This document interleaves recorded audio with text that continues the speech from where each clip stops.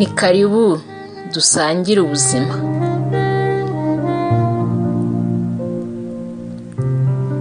Ngushimiye ko ukomeza gusura urubuga kandi wishimira ibi biganiro uko bigufasha nawe bifashisha abandi. Uyu munsi dufite ikindi kiganiro kivuga ku kurera abana mu gihe cy'ubugimbi n'ubwangavu. Nubwo tutabaho ubuzima bumwe cyangwa ngo duture hamwe, ariko hari ibibazo by'ubuzima biba ari rusange kandi bikaduhinyuza twese. Rimwe na rimwe tukagerwaho n'ingaruka tutari twiteze.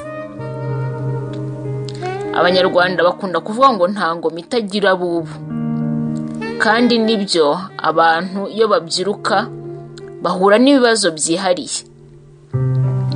Rimwe na rimwe abababanjirije ntibabashe kubafasha neza kuko batabashije kureba umwihariko w'ibyo ababyiruka bahangana nabyo. Muri iki gihe cya COVID-19 hari ingaruka nyinshi zitari zitezwe. Harimo n'uko ababyeyi batari bazi ko abana bazamara igihe kinini batajya ku mashuri nk'uko byari bisanzwe. Ababyeyi rero bafite ingimbi n'abangavu bamwe bagowe n'ibi bihe, cyane cyane igihe batari biteze kumenya ngo ese abana bakora iki mu gihe n'ibikorwa bihurira hamwe byari bifunze ndetse n'ubu bigifunze. Hari abo byagiye bigora, ariko nk'uko tuvuga ngo dusangire ubuzima, ntabwo ingorane umuntu yagombye kuzihererana. Iyo tubashije kwigiranaho, ntabura ikintu kimwe cyangwa bibiri ubasha kuba wakora kugira ngo byibuze ibyo biguhangayikishije bibe byakwanguha. Abanyarwanda baravuga ngo ibyo dupfana biruta ibyo dupfa. Kubera ko ibyo duhuriraho ari byinshi, niyo mpamvu no kuba twakwigiranaho hari icyo byatumarira. Dufite ababyeyi rero batuganiriza muri iki kiganiro bakatubwira uko barera ingimbi n'abangavu. Ni ababyeyi bafite abana bari muri icyo kigero bajya kungana, bashobora kuba bagera nko kuri 5. Ibyo rero bibafasha kuba bagira inama abandi bashingiye ku buzima banyuramo bwa buri munsi. Bazatuganiriza mu byiciro bitandukanye. Uyu munsi rero baraza gusubiza ibibazo bibiri. Ikibazo cya mbere ababyeyi batuganiriza bari busubize kirabaza kiti: nibyo koko ababyeyi benshi bavuga ko igihe cy'ubugimbi n'ubwangavu ari igihe kigoye irera, ariko se mbere yuko tubona ko abana baba bagoye, ibyiza tubabonamo ni ibihe? Ibyo twakwita ubutunzi bafite cyangwa se imbaraga bafite zihariye? Reka tubatege amatwi. Ese twebwe abana bacu n'ubuhe butunzi tubabonamo?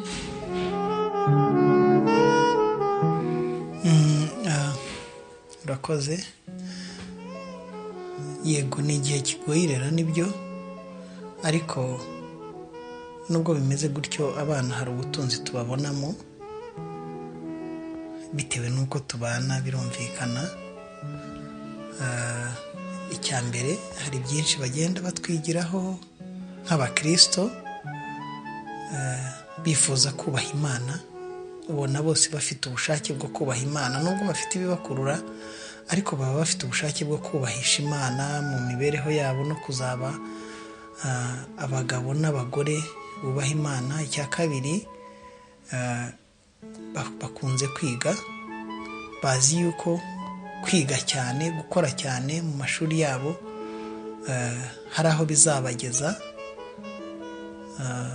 kandi bumva buri wese aba afite icyo ashaka kuba cyo kandi agomba kugiharanira, ariko byose bakabikora bubahisha Imana. Icyo kiranezeza cyane kandi urabizi.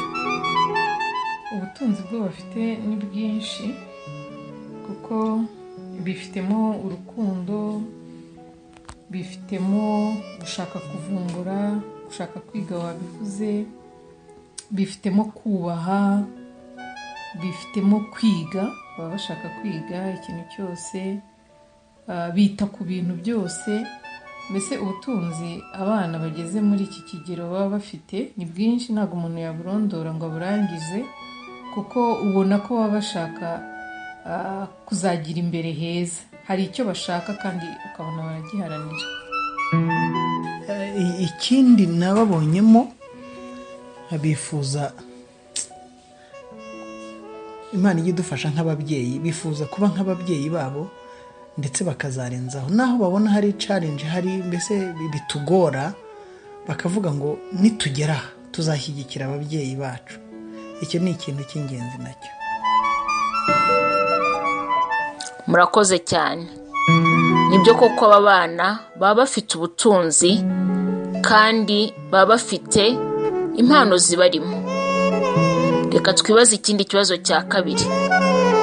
Ese mwebwe mu kubarera ni ibiki bibagora kandi ni ibiki biborohera? Yego, mu kubarera ingimbi biragoye n'abangavu biragoye, kuko tuhora turwana n'ikintu cyitwa ikoranabuhanga. Ikoranabuhanga ni ryiza, baryigiraho byinshi. Umwana w'ingimbi nkatwe ku bwacu urabizi, hari ntabwo tupfa kubaha amatelefone ngo buri wese, umwana wese telefone, ngo utangiye segonderi telefone.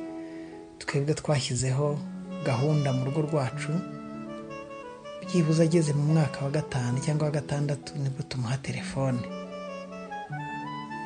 nabwo kubw'impamvu bitewe n'uko ayikeneye. Ndavuga mu rugo kuko niyo bagiye ku ishuri barazisiga, ariko iyo telefone bisaba ngo duhore hafi, ariko ntibinoroshye. Ariko icyo tubafasha, duhora tubabwira, tubahugura ko ku mbuga nkoranyambaga habaho ibintu byinshi bibi byabangiza. Turabizi, tubona binashaka kubakurura rimwe na rimwe, ugasanga byabatwaye, ariko duhora turwana nabyo.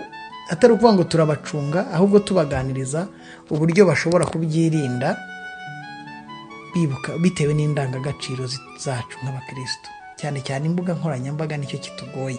Ikindi muri ibi bihe, kubarinda kugenda no kuba basurwa, kugendagenda bakaguma mu rugo. Ikindi twibandaho kituvuna ni ukumenya inshuti zabo. Ibyo bijya bitugora, ariko muri rusange bitugora nyine nuko imyumvire yabo idahuje n'iyacu. Noneho kugira ngo ibyo bintu tuzabihuze nk'ababyeyi, tubabwire uko twumva ibintu cyangwa uko tubishaka, nabo babyemere, ukabona nyine biragoranye. Hari ibintu tuba tutumva kimwe, ariko nyine tukagerageza kureba aho twahuriza nabo. Ariko imyumvire y'abana bageze muri iki kigero, kuko kimwe mu butunzi twavuze ni uko baba bafite creativity nyinshi, baba bashaka kwiga ngo bamenye. Rero uburyo babikoramo n'uburyo twebwe tuba dutekereza ko babikoramo biba bitandukanye. Kugira rero ngo dushake aho duhurira nabo biba bigoranye cyane. Ahanini nicyo kitugora, kuko imyumvire yabo n'iyacu ntabwo biba bihuye. Kitworohera, turaganira cyane. Kuganira nabo cyane bituma hari igice kinini tugendanamo, kuko dufatanya kwiga ijambo ry'Imana, nabo tukabatoza kurisoma no kuryigisha. Buri wese akagira umwanya we, kuva ku mukuru kugera ku mutoya. Ibyo rero bituma ibyo yigishije ashaka kubihagararamo. Noneho rero bikatworohera kuganira nabo bikaborohera kwigarura iyo hari aho akosheje. Rero iyo uganira n'umwana, utamuhisha cyane ubuzima bwawe, akabona mukabigendanamo n'ubuzima bw'urugo mukabigendanamo, nabyo biramworohera kugira ngo agire uko yirinda. Ikindi kitworohera cyane ni uko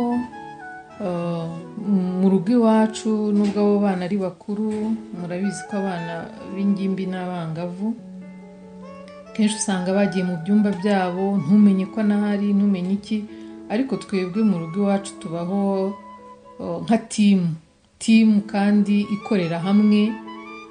Ibintu byinshi tubikorera hamwe. Ibyo papa wamaze kuvuga byo gusenga, buri mugoroba turasenga, bidusaba imbaraga nyinshi, ariko ni uburyo bumwe bwo kugira ngo tunarebane mu maso, duseke, tuganire, tuvugane uko umunsi wagenze, dushima Imana. Ntabwo dutegereza gushima Imana ibintu bikomeye, tubatoza gushima Imana no ku kantu gato icyamubayeho ku munsi. Bituma rero bitworohera kumenya n'aho dushobora gushyira imbaraga, kumenya n'aho yaba afite ikibazo. Ni ukuvuga ngo umunsi ku munsi tuba turi kumwe nka timu, dukorera hamwe. Iyo dufite umugisha wo kuba turi mu rugo, ntabwo bajya mu byumba natwe ngo tujye mu byumba, oya, tuba turi kumwe nabo. Niba abahungu bajyana na papa wabo muri siporo, abakobwa tukajyana mu gikoni tugateka, tukagira ibintu mbese twigira hamwe. Rero ibyo bintu mbona bitworohera cyane, binadufasha no muri bya bindi tutumva kimwe, aho kugira ngo wenda tuze kubibabwira nk'amategeko cyangwa nk'amabwiriza tubaha, ahubwo tukabigira ikiganiro, tukabaha n'uburenganzira bwo guhitamo uko bashaka, ariko tukanababwira ko nyine dufite uburenganzira bwo guhitamo, ariko tudahitamo ingaruka z'icyo twahisemo. Rero ikitworohera ni uko tubaho nka timu ikorera hamwe, iri hamwe, ku buryo tuba tuziranye ubuzima bw'umunsi ku munsi. Iki kiganiro kiraryoshye pe, kandi kirimo amasomo menshi. Ndizera ko mwishimiye uburyo ababyeyi batuganirije. Nababwira ngo baracyakomeza, dushonje duhishiwe. Inama badusangiza ni iz'umumaro. Reka natwe twibaze iki kibazo mbere yuko dusoza iki cyiciro cya mbere cy'ikiganiro. Ese wowe ni izihe mbaraga ubona mu bana bawe b'ingimbi cyangwa abangavu? Hari imvugo mu Cyongereza ngo catch them when they are doing good. Ni byiza kubanza kubona ubutunzi bubarimo, kuko bizatuma ubasha kubusigasira no kuburinda, maze bigufashe mu irera. Wabasha no kuganira n'abandi babyeyi, ukumva nabo icyo babitekerezaho. Murakoze cyane, naho mu kiganiro cy'ubutaha dusangira ubuzima.